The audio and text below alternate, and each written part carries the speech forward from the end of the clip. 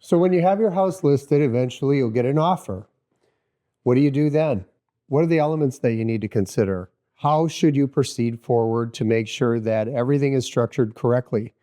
Is the timing really important at that step? I just want to take a minute and talk to you about that because those elements they're critical to making sure that the whole transaction goes smoothly. And there's always more to an offer than just the price. So many times people get just focused in on a number.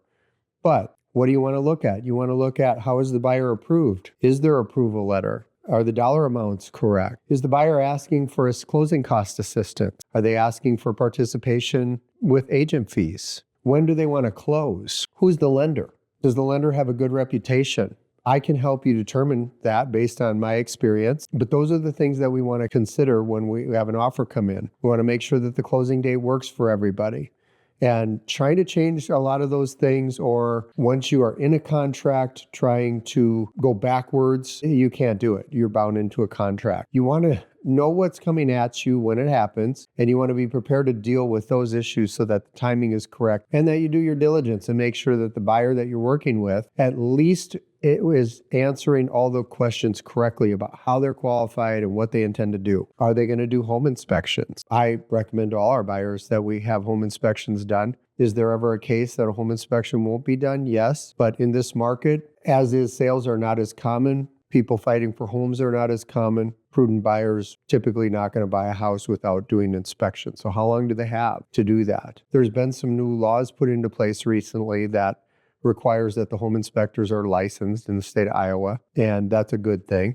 But looking at the agent that they're working with and what that track record is, how successful are they, how experienced are they, and looking at the loan officer, looking at the closing date, looking at the inspection period, looking at any contingencies they have, including lender participation, agent commission participation, are the terms fair? We will go through and discuss that and make a decision on whether or not we want to accept, reject, or counter. The other thing is, if we are in multiple offers, we have to decide if we want everybody to know about multiple offers. It's the seller's choice to let everybody know.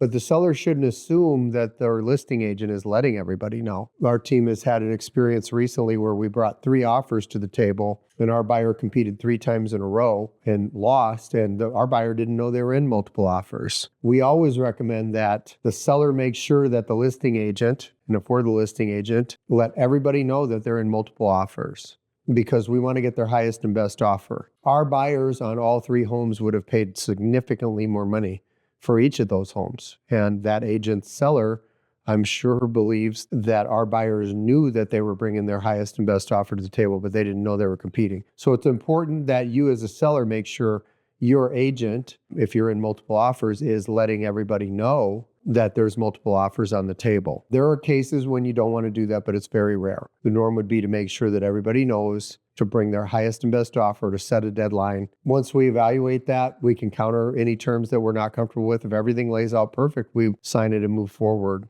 to the next step. In a nutshell, that's the evaluation of an offer for a seller. Not to get too hasty, and make sure you're thinking through all those details. Make the right counter, acceptance, or denial of the offer based on the facts you have at hand.